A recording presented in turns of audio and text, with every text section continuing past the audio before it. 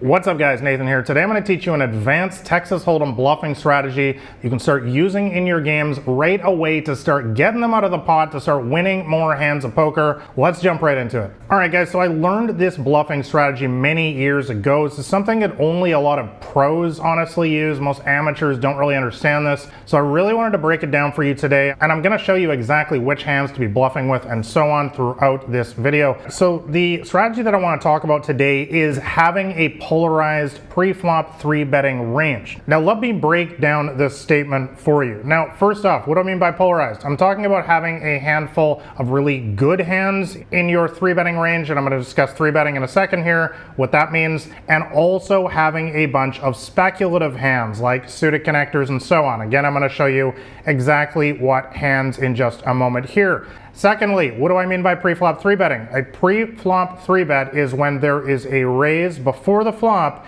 and then somebody re-raises. That's called a 3-bet. So pros use a polarized 3-betting range, and this makes them much more difficult to play against. What most amateurs do in contrast is that they only re-raise, aka 3-bet, with hands that are really strong, like pocket aces, pocket kings, pocket queens, ace king, and so on. But the problem, guys, is that this makes you incredibly easy to read. If you only 3-bet with hands that are really strong like this, then anytime I raise and you re-raise, I'm just gonna fold my hand because I know that you have literally the nuts. The nuts, by the way, is a slang term in poker for a hand that's like really strong, like these ones right here. And of course, we never want to do this in poker. We don't want to be playing our hand face up and basically letting the table know what we have. So what is it that pros are doing in order to have, once again, this polarized 3-betting range? Is that they're adding speculative hands to their 3-betting range as well. For example, ace 3 of diamonds, 10 jack of clubs, but they are relatively decent hands that can potentially hit a really big flop or make a really big hand by the turn or river. For example, ace 3 of diamonds, you can make a straight with this hand. If the flop were to come 2, 4, 5, for example, that's called a wheel straight, and you would have a very, very strong, nearly unbeatable hand. You can also make the nut flush with this hand. If the board reads with 3 more diamonds on the flop or the turn or the river, you're going to have not just the flush, but the nut flush, the best flush possible. And also, of course, anytime you have an ace in your hand, you just have the ability to have the highest pair possible on the board. So this is a great hand. It's not amazingly strong on its own, but we call it a speculative hand because it has a ton of potential. 10 jack of clubs, also same thing. This hand can make a ton of different straights. It can make a flush and so on. And so what pros are doing these days is they're still 3-betting pre-flop with all those strong hands that we just talked about, the pocket aces, pocket kings, pocket queens, ace king, and so on, but they're also 3-betting you sometimes with these other hands like ace 3 of diamonds, 10 jack of clubs. And again, this just makes you infinitely more difficult to read because they never know if you have the nuts, if you've got the pocket aces, or you're semi-bluffing them this time with the suited connector, the 9-8 of hearts. Now, with all that said, I do want to point out that there are some hands that I would suggest you avoid 3-betting with, and let's talk about that right now. So the hands that I teach my students to avoid 3-betting with pre-flop are hands like pocket 10s, pocket 9s, and pocket 8s. Now, why do I suggest this? Because these hands on their own are actually very strong. And what I mean by that is that these hands will often beat any kind of random hand that somebody has a very large percentage of the time. I mean, hands like pocket 10s, pocket 9s, pocket 8s, I mean, these are already like in the top 10 of all hands that you can get dealt. So you're often going to win the pot without needing to even improve your hand. However, these are not considered premium hands, aka nut hands, for a reason, and that is because these hands cannot stand a re-raise. They can't stand a 4-bet pre-flop because often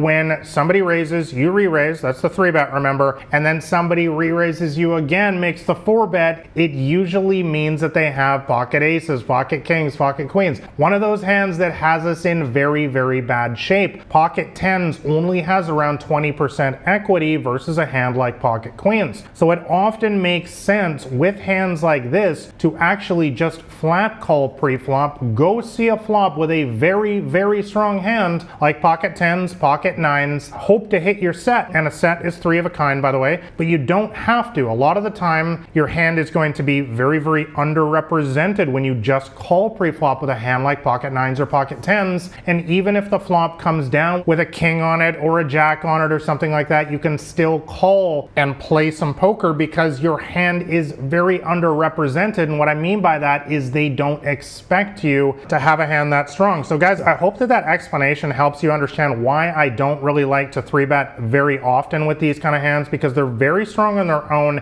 and we don't want to get re-raised again. Whereas the difference is those hands that I just talked about before, the ace 3 of diamonds and the 10 jack of clubs, if you 3-bet and then they 4-bet you, they're an easy throwaway. It's not a big deal, whereas it's really, really painful to have to throw away a hand as strong as pocket 10s or pocket 9s. So this is why I prefer to polarize my 3-betting range in small stakes games to hands that are the nuts, aka pocket kings, pocket aces, pocket queens, ace kings, stuff like that, and speculative hands like a jack 10 of hearts, maybe sometimes an ace 3 of diamonds, a 10 9 of spades, and so on. Hopefully you guys get the idea. Anyways guys, try out this Texas Hold'em pre-flop bluffing strategy yourself and let me know your results in the comments below, and also make sure you like and subscribe if you found this video helpful. Lastly, if you want to know my entire strategy to crush small stakes and mid stakes Texas Hold'em poker games,